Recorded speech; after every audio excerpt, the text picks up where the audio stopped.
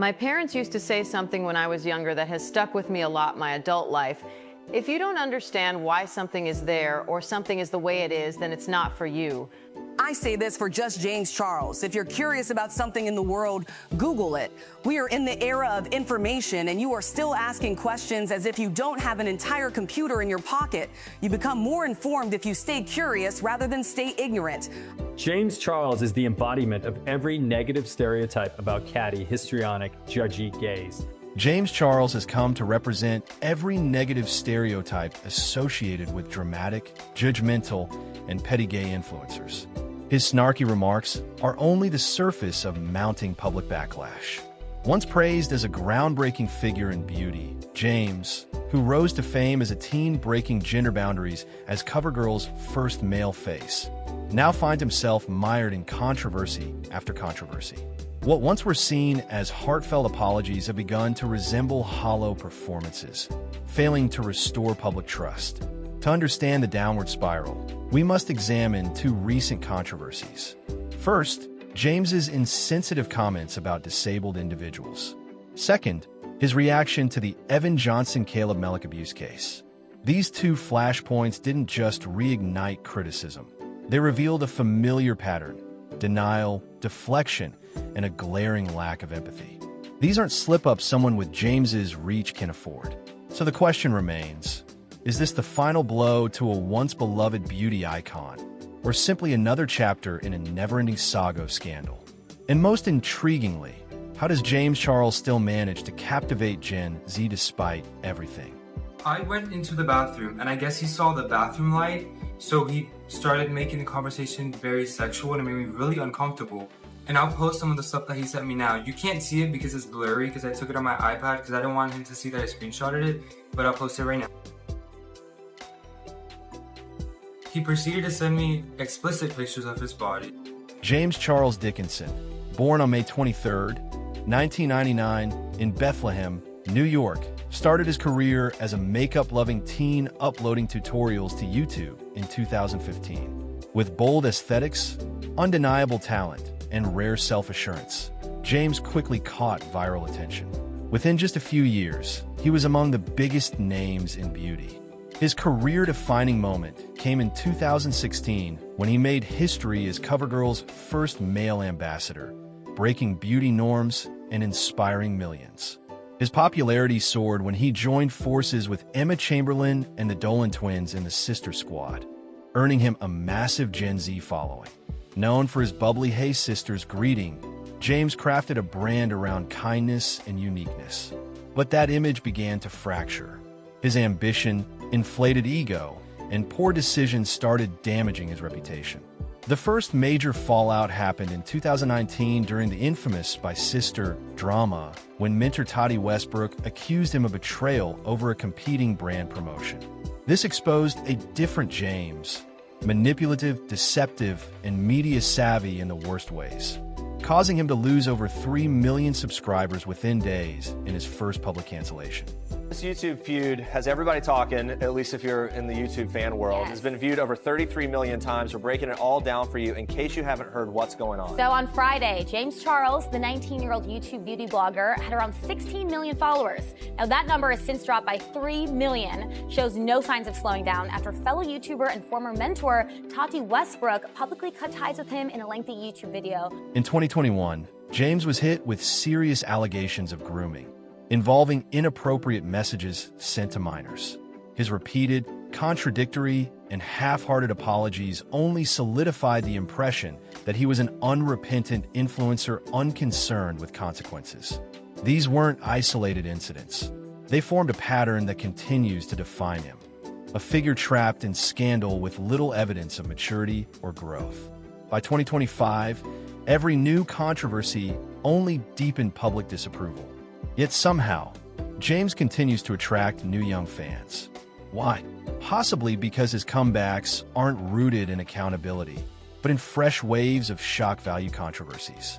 One glaring example. In mid-2025, James publicly mocked one of the most essential tools for disability access, tactile paving.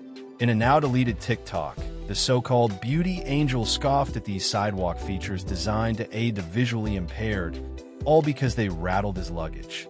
You know what's pissing me off today? These fucking, like, whatever bump fucking stupid ass things they put outside of grocery stores and airports. Like, what is the purpose of them? Can somebody genuinely explain it to me if you are like a engineer? Why on God's green earth, if I just spent $200 on groceries, but I want to roll them over the bumps and give my entire cart a seizure? Like my bag's just sitting in my cart like, why? Why? What the fuck? Literally, what the fuck?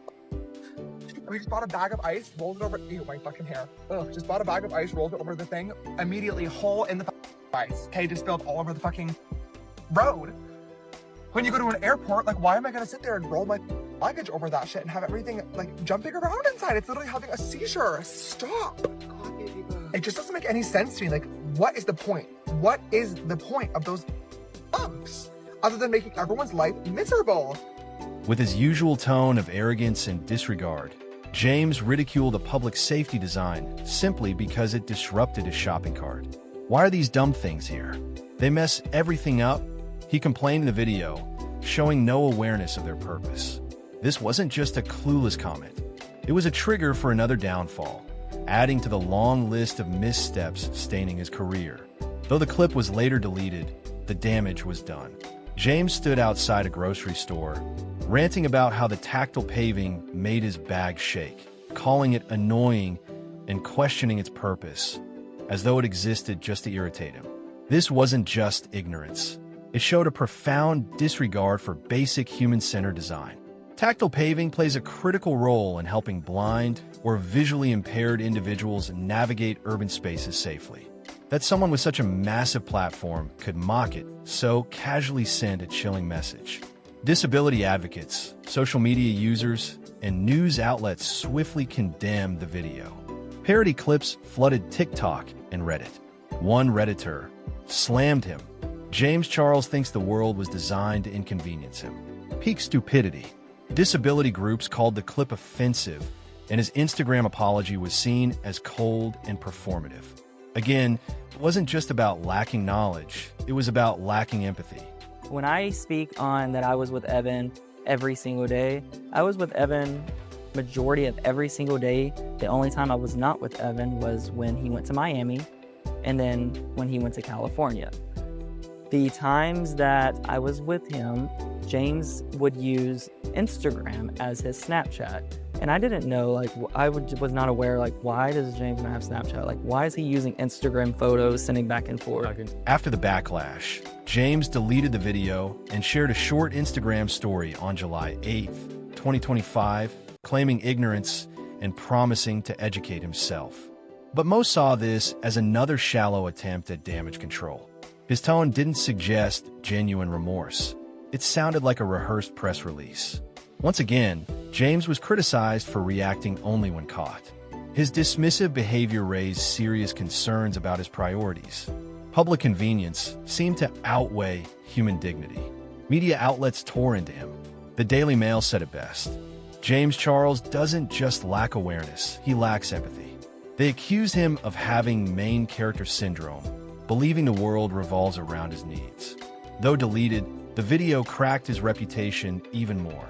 Once a creative force and role model, James had become a symbol of entitlement and ethical failure.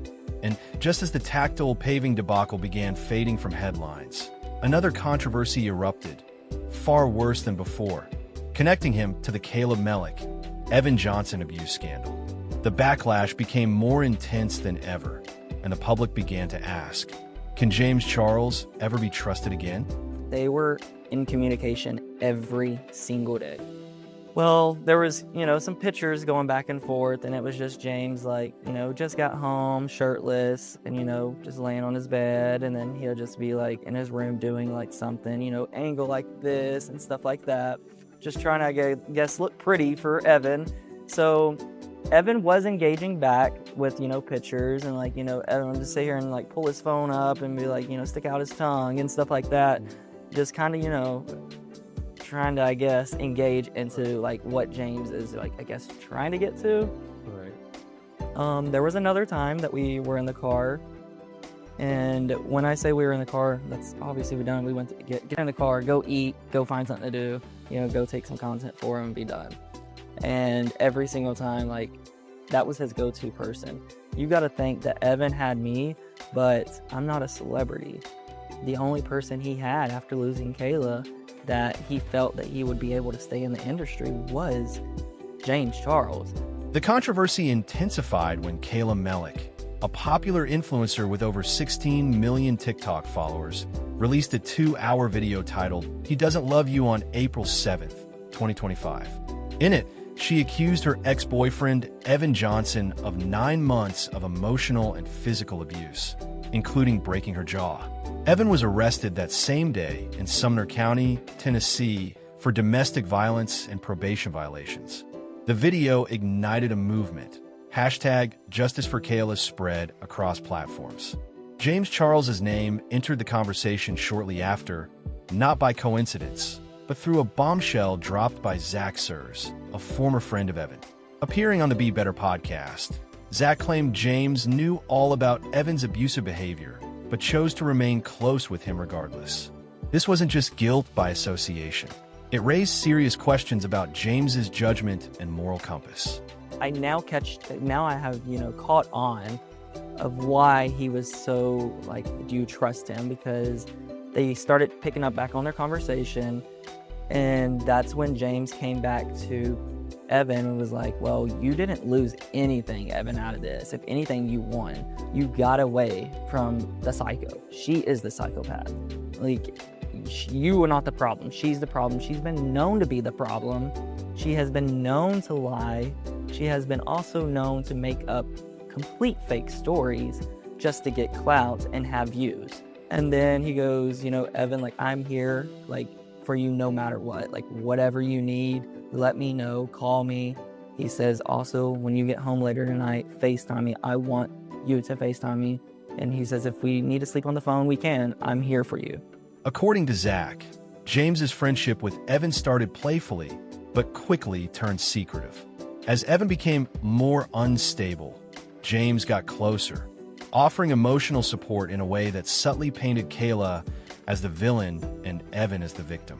It was manipulative, but packaged as kindness.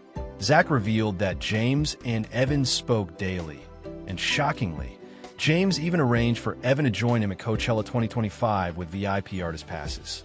But once Kayla's video dropped, James immediately canceled the plan.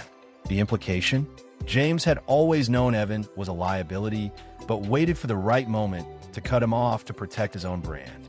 The podcast video exposing this connection was mysteriously reported and temporarily taken down, adding fuel to conspiracy theories about James trying to silence criticism. So I just wanted to let you guys know that James Charles is officially trying to get my video banned from YouTube. I have now received several messages from people saying that they either cannot access the video or when they search it, it doesn't pop up. I will include screenshots here. This suspicious takedown led many to wonder if James was trying to erase his involvement entirely. For someone claiming innocence, the move raised eyebrows. The tension exploded further when Australian influencer Michaela posted a TikTok on April 30th, bluntly calling James out. Her video got over 24 million views and fanned the flames. Then, Kayla Mellick returned with 3 more TikToks on May 15th, each around 10 minutes long. She shared screenshots of her chats with James. When Kayla told him she'd left Evan due to abuse, James casually replied, "Can I have him now?" Kayla assumed it was a joke until she saw Evan's Snapchat story filmed at James's home. That's when it hit her. James not only knew about the abuse, but chose to stay friends with her abuser. "I trusted James," she said. "He didn't just let me down. He stood by someone who hurt me." James initially stayed silent, a strategy he often used during public outrage. Not until May 6th did he post a quick TikTok story condemning Evan's actions. The response? Widespread disgust. A 15-second story about abuse. "That's a joke," one Twitter user said. Just letting everyone in Australia know that James Charles is sleeping with Evan Johnson, the one that broke Kayla Mellick's jaw and badly beat and abused her, the one that was in prison. James Charles has been housing this motherfucker, flying him out to sleep with him. On May 7th, After Evan's conviction, James released a longer TikTok video. He denied any romantic or sexual relationship with Evan and claimed it was a short friendship that ended after Kayla's revelations. He also threatened to sue Zach Sears and others, labeling their statements false and defamatory. A leaked message from James to Zach, filled with defensive language and veiled threats, only worsened things. Public sentiment shifted even further. What started as disappointment became outrage.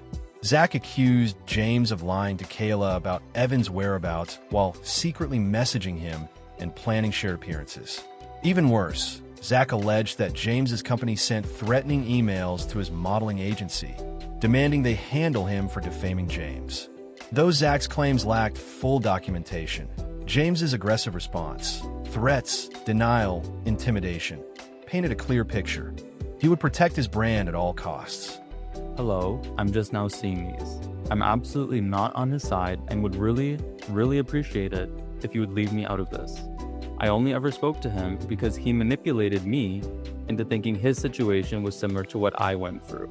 As soon as I saw Kayla's video, I felt disgusting and awful, and I've stopped responding to him altogether. He's obviously manipulating and lying to everyone. I should have never spoken to him, but you were in the car with him, so I don't think it's fair you're making a video accusing me of being some monster when he had you convinced too. This scandal hit harder than any before. James was accused not just of ignorance, but of weaponizing his influence to dodge responsibility. As the controversy deepened, James offered no direct apology to Kayla, only saying he tried to reach out and got no reply. But many felt Kayla had every right to ignore him. As Pop Buzz noted, James doesn't apologize. He defends, threatens, and blames. Public anger surged. Hashtag JamesCharlesUnfollow trended on TikTok, resulting in over 700,000 lost followers in early May. Meanwhile, support for Kayla exploded. Yet somehow, James continues thriving, appearing at festivals, posting content, and growing his cosmetics brand. His Gen Z audience, either unaware or indifferent to past scandals, remains loyal. The shrinking attention span of the internet works in his favor. New followers replace old ones, and influencers reinvent themselves with little consequence. Platforms reward virality over accountability. James has exploited that system to perfection. After each scandal, he pivots quickly, never with growth, but with rebranding. The influencer world not only permits this, it profits from it. So the real question isn't just about James. It's about us. Will we continue accepting apologies without change? Or is it finally time to turn the page on influencers who treat controversy like a business strategy?